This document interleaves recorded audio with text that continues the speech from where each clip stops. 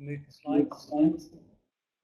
Yes, you do, Zach. I'm just going to start with the poll, if you like, because we'll just forget the intro and jump straight in.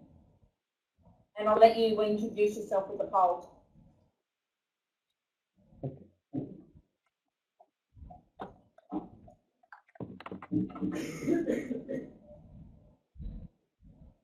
Tom, can you show me how to scroll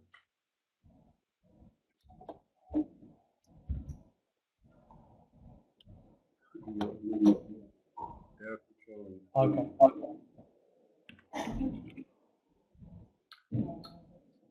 Yeah. Yeah.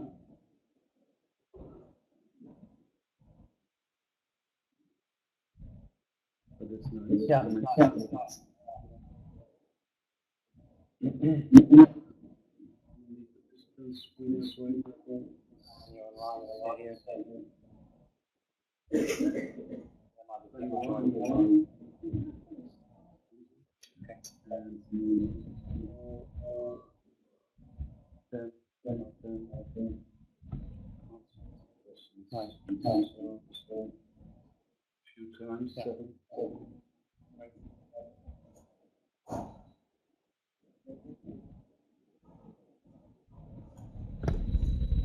Zach, when you're ready, you can go down to the, do you want me to go to the PowerPoint presentation now? And then you can take on that? On my screen, where do I click it forward? Just in the program. You need to get it up there, Tracy, if you can. Try this one.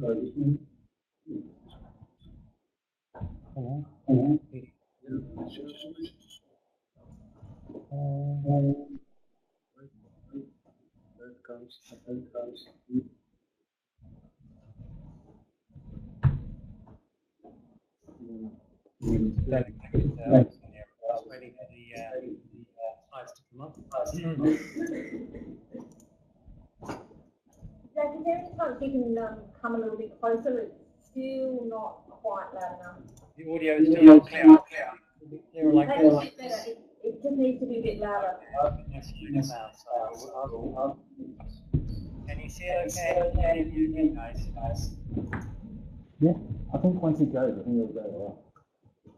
Okay, I think we're just going to make a start, everybody. Welcome, everybody, to the latest and greatest teaching and learning event. We normally have a breakfast session, but it's breakfast time for Zac in Holland. And I'd like to thank Zac Woolfitt from in Holland University in Amsterdam very much for getting up so early this morning and speaking to us about a topic which is very timely and of great relevance to us here at the university, and I think across higher education in general, and that is the use of video in higher education. So we've had a few technical issues, but I think we'll be fine. And I'd just like to say thanks again to Zac for taking his time to putting in a great deal of effort into this presentation, and we really appreciate it. So over to you, Zac, and we'll have a few questions at the end. Thanks very much. Great, thank you very much. Thanks also to Tracy for help, and to my colleague in the competition who got up early to get it out. Thank you. Welcome everyone. What we'll look at today are following points. Tell you a little bit about my background, and then we're going to look at the issues which are to do with the effective use of higher education. As far as my background goes, I come to you mainly in the industry for the last 15 years. Working in tourism, and then I started working teaching tourism. What I then did was started to record my video, and I focused on recording my lectures. And I also did a little bit of university science. But before we get going, this one is Dean and I'm interested to know the name Dean and Rita guys. So maybe have a list, or maybe try to start there. Does the name Dean and Rita maybe something, but I'm not sure. So think about you have a poll. I think we'll see that. Maybe the word doesn't come to you if you have the Mandela. Obviously, it was under Dutch colonial government named Van Diemen came from spear fighting. Next to the from about the same time, there's an artifact around walk out of Amsterdam, down to the village like that. Around the same time, the Abel Tasman was just a little connection.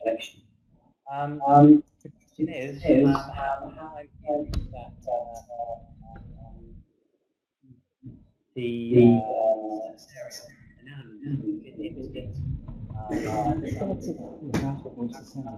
population is about 17 million people here in the Netherlands. The question is, population of about 10 times as many people in Netherlands. You guys are about bigger. How many times bigger is South Australia? Netherlands when you get into South Australia. I don't know if anyone has any ideas or questions about that. Maybe if you have an answer. The answer is it's about 240 times. So the Netherlands fits into South Australia about 240 times. So you're on quite a different scale, and that makes things quite interesting. So I'm just trying to communicate to you through video. I know you've got a storm. I'm trying to understand your context and where you are. If we talk about in Holland, where I am teaching, in Holland it's the University of Applied Sciences. It's got about 80 different bachelor courses that we run. It's got 9 locations, and we have a variety of different courses that we run. If you look at the difference of scale, the northern dot there is Alkmaar, the southern dot is Dordrecht. That's about an hour and a half, 2 hours distance. And for us, that's like traveling to the end of the world. So I know that you are, for you, 2-hour drive would be nothing. For us, it's quite something. Let's have a look now at a digital learning strategy. We talk about a digital learning strategy. That's something that you guys have developed, and I've had a look at it in detail. It's a really very impressive strategy that you have. I enjoyed watching the video of your dean who explained the consultation process. And I'm interested to know if how many of you guys watching this presentation were actually consulted on that strategy. In the video from your dean, it said, you know, they consulted lots of people and got a bottom-up buy-in from the community of teachers and lecturers. So if you were actively involved in compiling this strategy, then please just send me a little message to say, yes, you were involved in it, and I'll know that you guys were there. What I've done here is I've taken your digital strategy and I've put it into a word cloud. And you can see we've got a beautiful picture here, the key words of your digital strategy. I'm interested, maybe some of those words you're surprised to see, or you think you're missing some words. What particularly interested me was the location of the word video. And if you look closely, you can see where the word video is popping up. I think it's geographically approximately where Adelaide is. So we're going to zoom in and look at video today. If we look at the context of video and the context of the environment that we're studying in, there are certain trends. One of the trends we can look at is from NMC report. I'm not sure if you guys are familiar with this. If you haven't looked at the NMC Horizon reports, it comes out every year. It's to do with trends in higher education. It's got a lot of really good trends. And there are 2 things they identified. Firstly, there is innovation within higher education. There's a lot of innovation. And secondly, we need to sort of rethink how universities work. So we're in the process of doing that, and reading through your strategy, I can see that you guys have also in the process of rethinking it. Let's talk about teaching and learning before we get to the technology side, because the whole process we're involved in is teaching. If I take you back 800 years to the University of Bologna, travel with me for a lecture from Henry of Germany. And if you have a look at this picture, you may have seen it before, it comes up every now and again. You've got a lecture, a classical lecture from 800 years ago, and you can see what's going on there. You can see the same things happening. someone falling asleep at the back, the best students at the front, the accreditation panel, some people chatting. This has been our communication format, our teaching format for transferring content for many, many years. But when we look at the strategy that your organization has written, you're talking about transforming the lecture from it being this face-to-face, time-specific, direct contact to being something that is an enduring resource that can be added to, can be modified, and students can interact at their own pace. We're in that same process. Most higher education is reevaluating the structure of the lecture. The model that I'd like to share with you is a model that my professor Jos Fransen has developed, and it's about the learning process. And what he has done here, as he has examined and compared the process when a student actually learns. This is in Dutch, but I can provide it in English. The docent is the teacher, and the student is the person learning. And normally, what we've been done, if you look at the left-hand side, you can see there is a communication from the teacher to the student. That's what we've been doing. We've been transferring knowledge over the years. And I just think I can highlight a little bit here with a pen, this area here. Yeah, I'm just experimenting. So this is the teacher here, and they are transferring to the student. That's what we've been doing with knowledge. And then the student processes this knowledge, thinks about it, and then they give feedback into themselves, and then they give feedback to the teacher. That's what we're looking at as the learning process. Most of what we've been doing in the last few years has been transferring knowledge. We haven't been activating it so much. And when we think about technology, I'd like you to think, maybe close your eyes for a moment and think about the concept of technology. I'll count to 5, and I want you to imagine what technology is. So 1, 2, 3, 4, 5. Okay, well, I'm not sure what images you had in your mind. I'm not sure if you had an image like this. Maybe it was much more technical. But this is also a sort of learning technology. And when we look at learning technology, it's a technical device, and the technical device is as a result of scientific invention. So you could argue this is a form of learning technology. Nowadays, there is so much technology that sometimes gets into the way of the learning process. We're just so involved with the technology, we forget that transfer of knowledge and that processing of knowledge.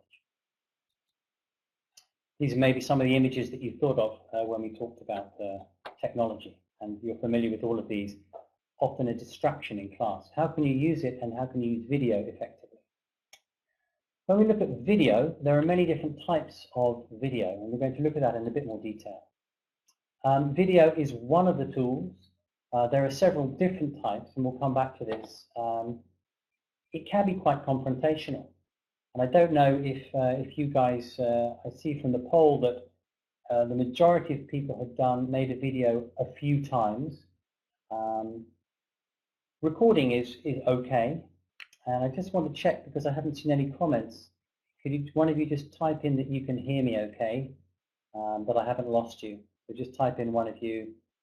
Great, thank you. Good. So I understand from Stuart that the recording process is something you're quite good at. I've seen you've got green screen studios, you've got quite a lot of facilities. That's something we're working at more at this end than in Holland. But being proficient on screen, being able to communicate what I'm doing now through this video screen, engage your students, interact with them, that's a new skill that we have to develop. And we're all in the process, this generation of teachers in the process of developing that. It's a transition from 3D face-to-face to 2D via the screen. That's where we need help, communicating via video. And we also need help for what we do with the video once we've developed it. I'm also interested to think, if you think back to your own experience as a child, or the earliest video that you have of yourself. Maybe you have a video footage of when you were like 8 years old playing around and a grandpa made it, or maybe you had a film of yourself when you were at university, or maybe, how much video footage is there of you and how comfortable are you with that? Those are some things I'd like you to think about. If we look at the research context, I conducted research within my team because what I noticed, here's my team of lecturers on an excursion just to the north of Amsterdam. In 2010, I started recording some video lectures, and what happened was I found it very helpful. I could communicate clearly with the students, but none of my fellow teachers were doing this. So I wanted to know why they weren't doing it and what possibly could encourage them and help them to use this technology. So the team has been recording since 2010. There's about 30 lecturers in the team. Since only a few of them were using technology, I could see that they were quite hesitant, concerned, apprehensive. And I saw in the poll, most of you in the audience have got some experience. You probably identify the difficulties of actually recording. So what I looked at in detail was what I've defined as video teaching. And video teaching is video in which the lecturer plays an active role. They're visible, they're audible, and they're recorded. And the screen presence, the actual image of the person on the screen, plays an important role in the didactic process. So those are the features of video teaching. It's different to face-to-face teaching. So the research that I conducted looked at the characteristics of support that my team of teachers needed in order to help them to do video teaching. And that's what I looked at in more detail. In order to support that, we're talking about video, the effective use of video in higher education. I looked at some educational theories that could help to understand and explain video and how to use video effectively. The first one I looked at was the TPAC theory. Maybe you're familiar with these three or some of them or all of them. First one is TPAC, and it looks at the type of knowledge you need. Technical knowledge in order to use the equipment. We had some technical challenges, as you often do with a live session. The pedagogical knowledge, how you as a teacher communicate, interact, focus and help students. And finally, the content knowledge. Which knowledge do you need in order to help the students learn? And it's the integration of those three types of knowledge. That's the first one. It's very relevant for teaching through video. Second theory is constructive alignment, and that simply states that you have to set your learning goals, what you teach and what you assess have to be aligned. So that doesn't mean in a class you go off on a totally different area if you're not assessing the students. So that means your content has to be aligned to the learning goals and the assessment.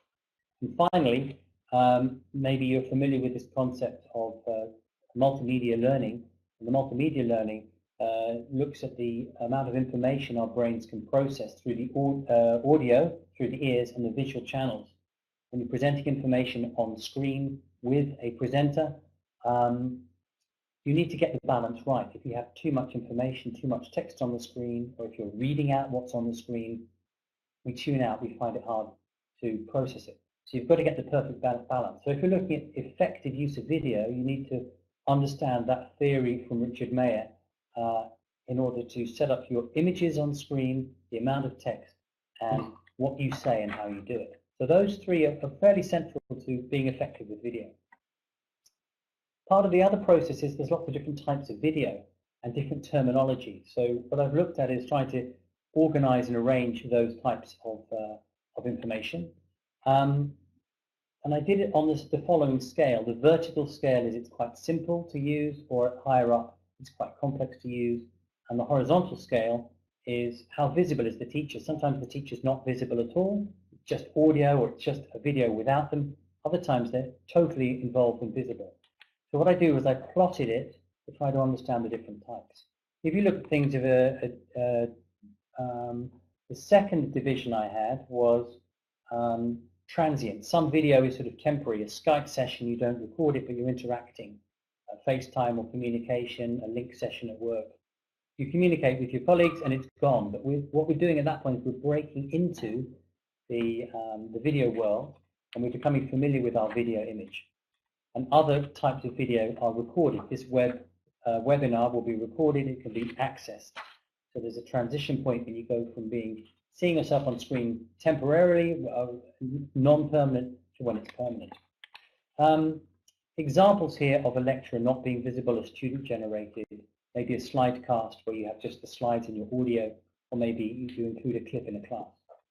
If we look at examples of when the teacher may be teaching a virtual classroom, it might be just a live session that's not recorded. It could be a communication via with students in another place. And I think in South Australia, you guys have quite a lot of contact perhaps with your students because of the distance involved. What interests me is when you move into the right-hand side of the model here, and you have different types of video usage, which are more complex. The bottom one is the live lecture capture. That's just a video recording in the classroom. Maybe some of you guys have done that, and then the students, if they missed a lecture, they can watch it back. A screencast simply makes a film of the action on your screen, and often you have the face of the presenter or the body of the presenter communicating. So that counts as being permanent.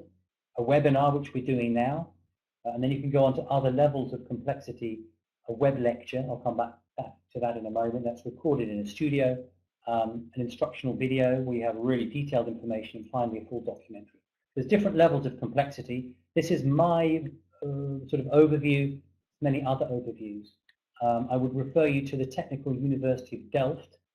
Last year they printed a comprehensive handbook, which you can click on the link in the slides, and this has a very good overview of the different types of video and the different formats and how you can use it. There's other people involved in categorizing this, and I've got a series of links at the end of the slides which you can click through to. So once you've, if you want to make videos, then you need a certain amount of support. As a result of the interviews and analysis I did with my colleagues, this hesitancy to go on screen, this hesitancy to be recorded, this fear of technology. With my colleague Tom Fisser, we came up with these short workshops, maybe 2 hours, small scale, to make it intimate, to make it safe, to make it fun, with a lot of reflection, maybe 1 or 2 or 3 teachers together, practicing recording, just to break the ice, to get people into the mood of things. At the bottom right-hand corner, you can see a slightly different variant. We ran the workshop with 2 participants, but in front of a live audience of 30 people, the way to scale up the process. And as a result of that, that particular department started making quite a few videos. So if you look now at the type of process, you've got the technical side, and Stuart has emphasized that you guys, you have the technical know-how, but the next step is very interesting, what you actually do with the video once you've got it. From my own experience, I share with you an outline of a model that I developed, and I can see that actually the slides I've got here are different slides to what I have. I think it's the draft slides. So I'm going to have to improvise a little bit here. So that's part of how it goes.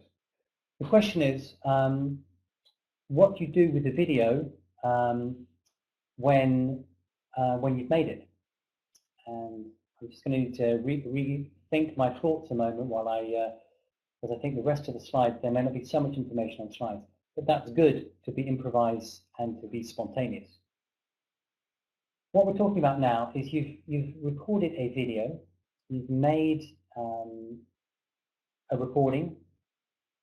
How are you actually going to use that? And from my own experience, what I did is I had a model, and it was a complicated model with about with quite a lot of detail and information. And what the students did, I'll just go to the next slide, so we'll just have a bit of blank space. What the students did in this context was I would provide the book to them, and they would then read the text. I would give them lots and lots of lectures. I would be sending information, sending, and hoping that the students would then transfer that. If we go back to the model of Jos Franson, you have the information goes in, but you need to process it.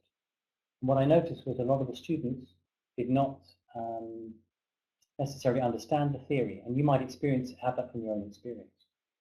As a result of this, I thought, well, this is great. We've got a model, it's complicated. This is a perfect format in which to segment, to chunk, to break up a complex idea.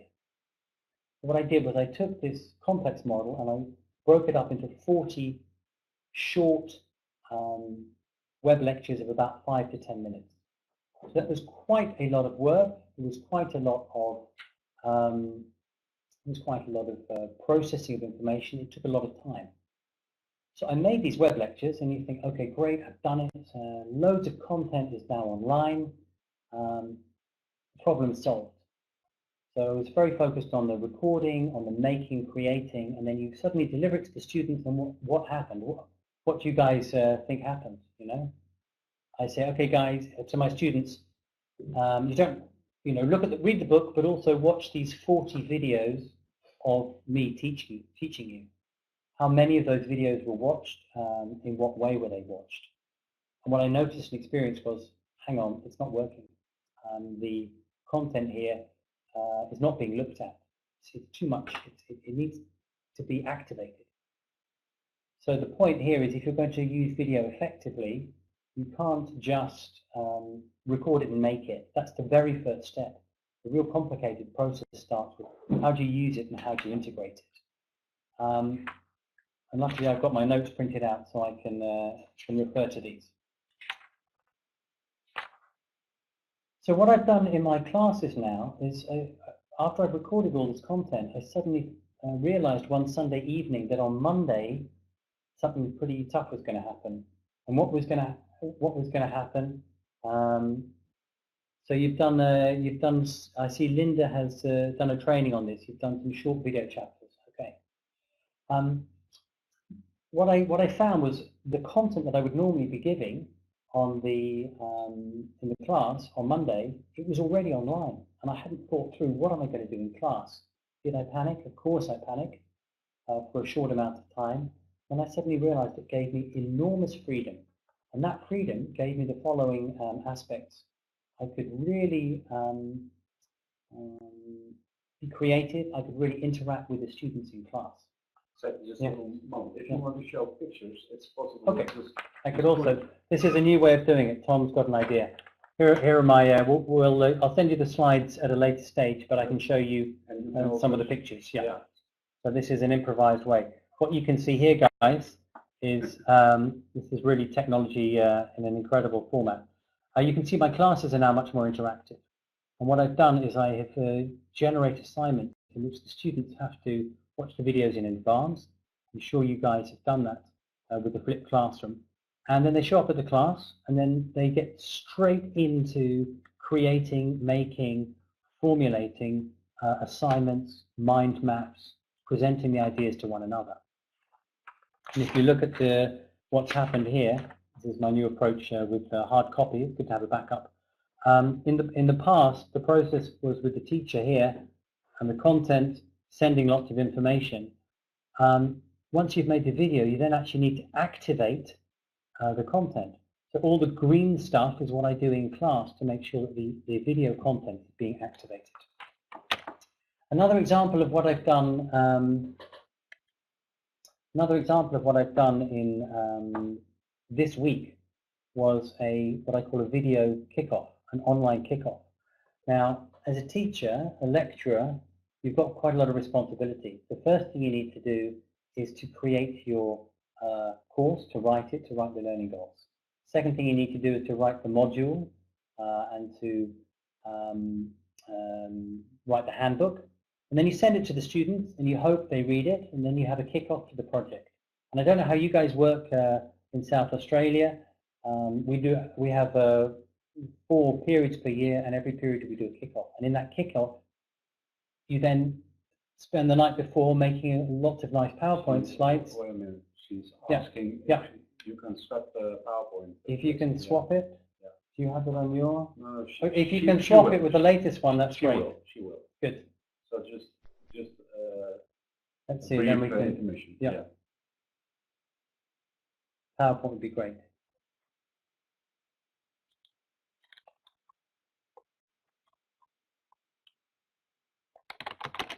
So we'll just see if we can get the right slides up.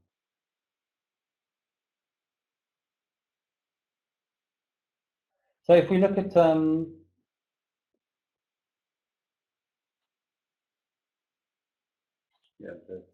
okay, that's great. Let me see if I can take control of it. Brilliant. Okay. So here's the content that I made. Thank you, Tracy, for that. That's great. Here are the series of lectures. You've put all that effort into putting your content online. but then you need to activate it. So here's the students in class. So most of my classes now, there's very limited sending of information, and it's interactive.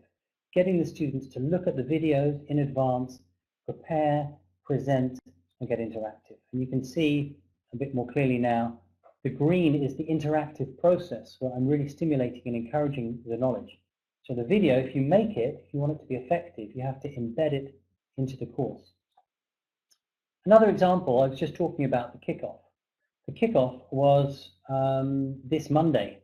And what I do, instead of telling the students at the presentation what's included in the handbook and what they've already got online, I turn it around completely.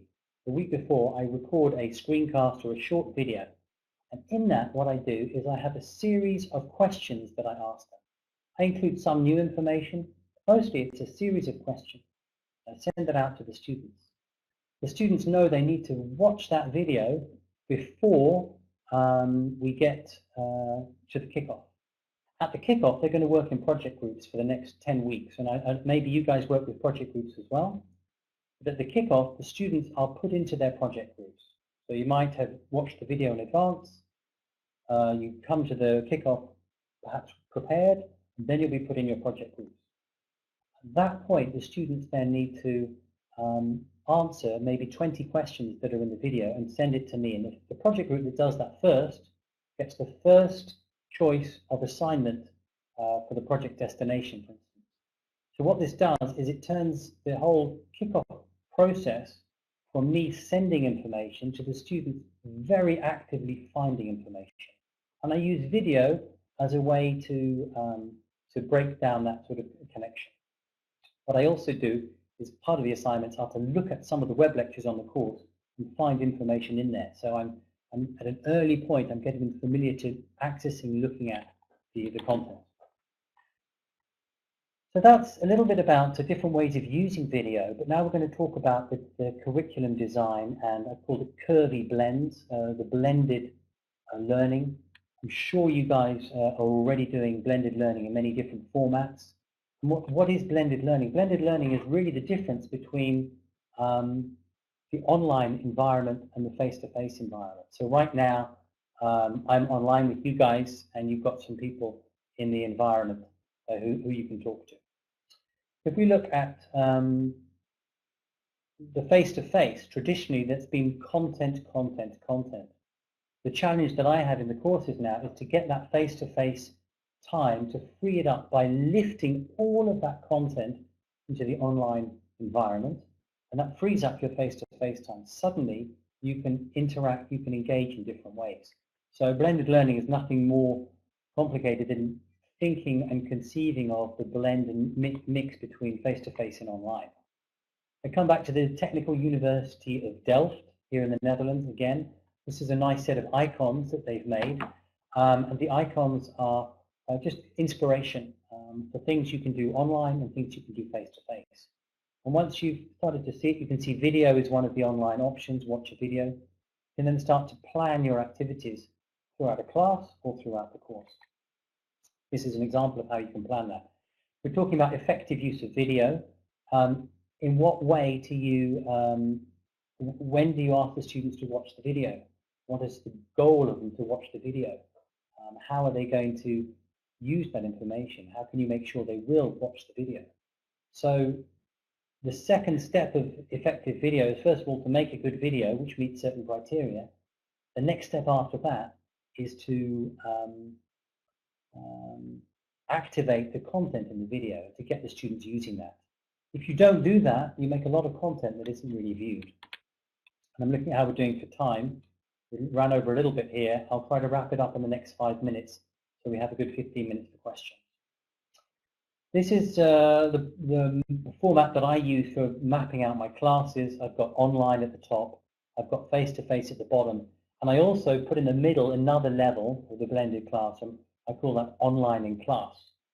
And the online in class is when you can get the students to do polls, to search for information online, and so on. So when you design and organize your course, you might want to think through, what are you doing face-to-face? What are you doing online? And how are you getting the video up and running? And I can go on a little bit longer, I understand, timing-wise. This is, of course, to do now with the role of the lecturer is changing. You've experienced this, we're all experiencing throughout the Netherlands, throughout higher education. We're talking, you know, the image of Henry of Germany is transforming into, you know, from the sage on the stage to the guide on the side. You guys are experiencing that. You can see your role, your responsibilities perhaps are different than 5-10 years ago when you gave the classical lecture. You went through, you communicated with your students, and you engaged, tried to engage with them in class. Suddenly, if you say something interesting in a lecture, the first thing the student does is this, and they're checking the model, they're looking into it in more detail.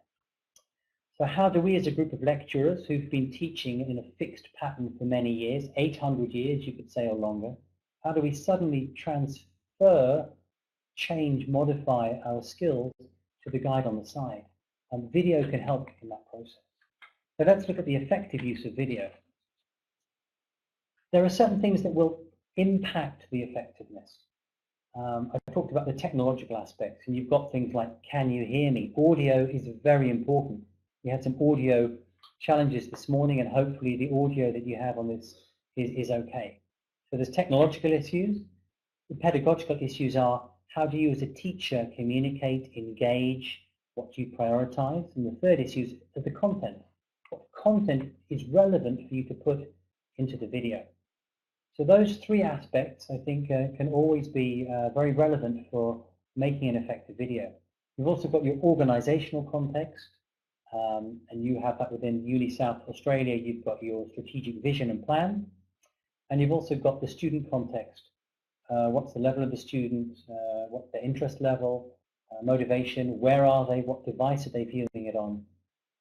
So if you want to measure the effectiveness of a video, it's difficult to do. There's so many different variables. So to do scientific experiments with it, it's quite a challenge to actually measure, yes, this video had an effect, because to get a control group is a challenge.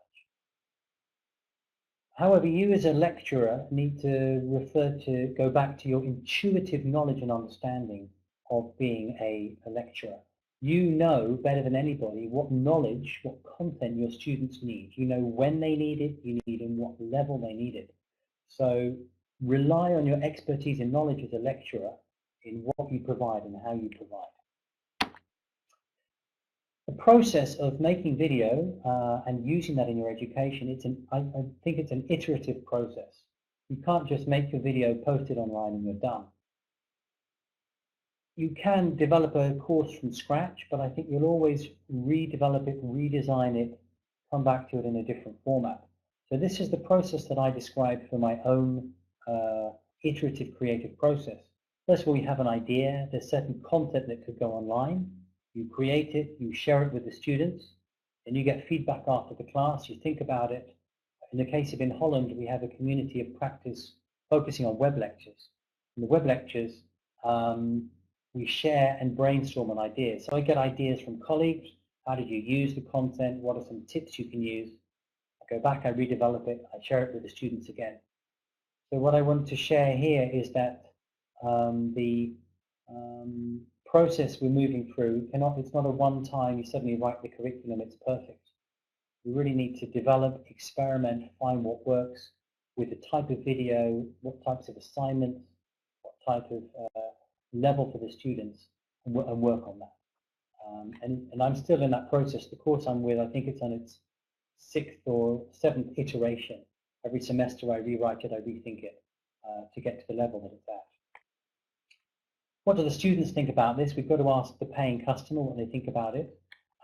In general, it's very positive. Part of the slide is not showing up here. I've interviewed my students and I've conducted surveys with them over the last 2 semesters. It's overwhelmingly positive. Watching the videos helps me to study. It improves my studying. It makes me more efficient. It makes me more motivated. So there's a whole series of things that they find very positive. We have to be careful. Just because students like it doesn't mean it's effective for their learning. So yeah, I see that Tracy's asked if you've got some questions. I'll be wrapping it up soon, and then it'll be great to have some questions. So what I was saying here is just because the students like it, we have to be very careful about saying then it's good for them. We still need to continue to test, check, and evaluate it. Right now, I'm perhaps a pioneering teacher in the way I'm sharing video with the student. Perhaps it's new, and if you look at the Hawthorne effect, perhaps it sort of seems particularly interesting and appealing. But of course, if every teacher is doing the same thing, the students might become bored. So I think I have to keep checking with my students what they think about the video over the period of time to see whether it's actually a long-term trend. Some of the sources I'd like to share with you. There's a very interesting MOOC at Leeds University. I've just completed both parts of the course. It's about blending your classroom, blending your learning. It's a very good example of how to use video effectively. So if you want the question answered, look for real practice at this course. It's free to sign up, strongly recommended. Also share with you a great source, Teaching in a Digital Age, written by Tony Bates. Had a chance to interview him last year in the Netherlands. Very interesting man, and he's put his entire life work about digital teaching into a free online resource. You can download it in an ebook. You can update comments. Really fantastic source, so take a look at that. 3 sources that I have linked to my own work. The first one is a blog on blended learning lesson plans, a whole host of ideas of how I'm using video creatively to activate and engage the students. The second one is the research that I did, which has the literature review on how to support my colleagues, the fears they had, and the process we came up with. And finally, a more detailed review of literature in which you can find a lot of the academic sources that I referred to here. Those are, you can click through on those links. And I think there's 5 other sources I've added here, which you can click through to. Lots and lots of information. If you want further information, then please email me. Please get in touch. That wraps up the time for the moment. So I'd like to thank you very much indeed. And I can see there's a whole bunch of questions coming through, and we can have a look at those. So thanks very much for paying attention. Thank you, Tracy, as well, for getting the other slides up. So this is the first question from Jackie Bowler. Okay, Jackie, thanks for the question. What if the students do not watch the video before the classroom? This is a really key question. And I've struggled with this question, and I've come up with various approaches. What I've done is I often allocate short videos to specific students. In the case of the model, I might allocate section 1 to 3 students, section 2 to another 3 students, and so on. So their name is linked to watching that, so it increases the sort of responsibility. They may show up at the class, they may not have watched it. In a way, that's not really my problem, because they're going to sit in a group with 2 or 3 students and discuss the content of the video. It don't look so good if one student starts working on it and the other student says, I didn't watch it. So that may happen 1 or 2 times, or I may even see the students watching the video on their phone as they come into the class. That's fine. In some cases, if it's really crucial they have that content, I'll say, right guys, if you haven't watched it, please leave the room, find a space, watch that content, and I will give additional information to the students who have watched it. When you've watched it, come back. So that's that is a sort of a way that it's sort of a social pressure. And ultimately, if the students haven't watched it, that's their choice. They need to have watched it in order to pass the exam. This is one other thing I've done. For the series of 40 lectures, I've said to the students, in the exam, there'll be 1 question per lecture. If you want to pass the exam, you have to watch the lectures. So at a certain point, it's over to the students. Another question from Hong Mei. Do you use online polls in the classroom? What tools and apps do you use? Yeah, I do. It's an interesting question. If you look at the blog, you'll see there's a variety of tools I use. I'm quite fond of Mentimeter. It's a simple interface. And Mentimeter, you can do online polls. You can also, I also use Padlet. I'm a big fan of Padlet. You just create a space and all the ideas generated in the class can be posted up there. I have a certain concern about online quizzes because it takes, I think, quite a lot of time, extra time for the teacher to make all these questions to check the knowledge, but I think they have enormous value. So Mentimeter, Padlet are things that I use. Team, how do you? Okay, this is Stuart. Thank you for the question. How do you get your team of 30 to adopt this teaching methodology? It's not going to happen overnight, and there's some people with which it won't happen. And I look at the adoption curve of Rogers, and my team follows that pattern very closely. I'm one of the pioneers, then I've got a group of early adopters.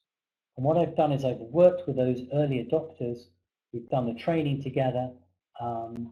We've practiced it, and I see that those early adopters now, just this week, one of my colleagues who had done the training, she came to me and she said, I just finished recording 6 web lectures with Tom. And that's probably a year after you've done the first training, you're starting to record more. Within the team, it's gone from being, what's a web lecture? Why should I make a video? I don't like to see myself on screen. The discussion now is, guys, this would be great content to make in a web lecture. So by continually repeating and focusing on this message, by sharing my practices, by one-to-one, literally training and talking to the teachers, helping them to catch the wave, to take that first step into the quite challenging face-to-face, suddenly you're on video. So at a one-to-one level, and by continually just taking people through that process. And what I noticed in the team now is everybody's starting to think about doing it, and quite a few people are doing it. There will always be some teachers who just say, it's not my thing, and that's fine. Second thing is I'm also involved in a curriculum rewrite, and my specific function is to focus on blended aspects in the classroom. So it will go in at a formal level to the curriculum. But I think we're talking about a long-term process of maybe 10 years in which all lecturers, all teachers in higher education develop video teaching skills. And at the beginning of that process, 10 years from now, I don't think we'll even be having this discussion. Right now, it's relevant. Another question. This one is interesting. Laureen Delaney, thank you. How have you assessed impact of the approach beyond the response to the object video and knowledge transfer? So, as I mentioned in the presentation, the students clearly like this. Maybe it's new, maybe it's different, and they like the fact, there's a lot of features of video that the students like, which I know you're familiar with. When you can view it when you want, you can fast forward, you can skip, you can review, you can annotate. So those are all things that are attractive and appealing to students. But if you talk about measuring the impact of it, there are different, what do you want to measure? Do you want to measure the learning effect? I personally have not done that, but there are quite a few studies in which teachers will do one course that's blended and then the same course that's not blended, and they'll say, does the interactive session have more impact? In general, the results, exam results, are not massively different. But what you notice is the engagement level of the students, the active level of the students. And for me as a teacher, just from the pleasure of my job, I freed up an enormous amount of time to work on taking the knowledge to another level. So at the moment, there's quite a few studies, and have a look at the literature, link to the literature review. There's different studies on effect measurements. John Hattie, who's done his amazing book on what is effective teaching, said that video in itself, as a format, is not effective, more effective than other things. What it really boils down to is how you embed it, how you implement it, and how you activate the knowledge. So two more. Yeah, two more questions. This one is very interesting. Okay. When you were allocating videos, just read it. Okay, so Sarah and Don in the library, and I'll come back to Veronica in a moment. When you're allocating the videos, does this mean your students are peer teaching? Absolutely. And this, in a way, is the most exciting thing as a teacher. Yeah, when I look at the, first of all, the students have processed it, then they will, what I often do is say, okay, you guys have to watch video 1, you guys watch video 2, and I'll break students up by project group. Then for the next session, I'll put them back in their project group, and one student is going to present video 1, one is going to present video 2, and they present that back to the group, their mind map, the concepts, and I can then walk around and discuss and listen to that discussion. We then post those mind maps online and they share their ideas. The level of engagement is much higher than if I spend 45 minutes just talking to the students, trying to get them interested. So that was, yeah, do you create new videos each semester? Is this sustainable? That's a great question. The videos I've recorded, all those 40 videos, that was about 4 years ago. And to my horror, they're now outdated because I'm talking about the London Olympics and we need to be talking about the Rio Olympics. So on my list of things to do is to re-record the videos step by step. What's the shelf life of a video?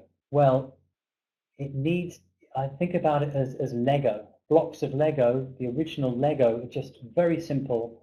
And if you make a video in the right way, it can be a block of Lego, a small piece you can continually come back and reuse. If you make it too specific, linking to time, linking to specific events and activities, it goes out of date pretty quickly. So when you're preparing a video, think about how to take any time-specific stuff out. The bottom line is, I'm 4 years on from where I was 4 years ago, and I quite like to remake those videos to improve them and incorporate everything I've done. But if you do it right, you can get a lot of usage out of the video. Tom, there's another question. Are they downloadable? Are the videos downloadable by students? And yes, and if you're concerned they may be okay. used in another way. Okay, so are you concerned they might be used in other ways in copyright issues? The videos that we have are all within the internal in Holland educational system, but the students, I think they can download them, Tom, can't they? Not easily, but no, okay. It's no concern. At the moment, the students don't really take the download option because they can plug them, they can play them wherever they are. We've got a very stable system with MediaSite. So accessing the content, there are certain videos you can make public so that everybody can see it, and others you keep just within your system. The second part of your question is about copyright. And copyright is a big issue. Who owns the copyright of the content? Usually, if I make a video, web lecture within the In Holland environment, that content is the copyright and is owned by In Holland, is owned by my university. So they have the ownership of that. The second thing is, how is, am I following the right copyright rules with using images, with sourcing those correctly, and that you have to be very careful with. So you have to follow your university guidelines on that. However, if you look at open educational resources, if you look at MIT, if you look at Technical University of Delft, and if you look at the findings from the NMC report about reinventing the university, that basically means share everything. Content can be shared, that's not the problem. But where the learning takes place is the processing and the interaction, and that's where the university adds value. There was one other question I think we had. No, that's all. Yeah, okay. By now. So guys, I'm not sure if there are any other questions before we wrap up the session. Let me know if there's any more questions. I have one question. No. Okay. Okay. Well, thanks very much. That was fantastic. We really enjoyed that. And thank you again so much for putting in the effort to your presentation. Sorry, I've got a bit of a cold at the moment, so I'm sounding a little gruff. Yeah, thanks so much for your time and efforts, and we really appreciate it, and I think everybody here got a lot out of it, so thanks again, and I'll be in touch with you soon. Thanks very much, guys. sir. Have a good rest of the day. Bye. It's good. See you. Thanks, Zach. Thank you very much, and thanks, Tom. Thumbs up.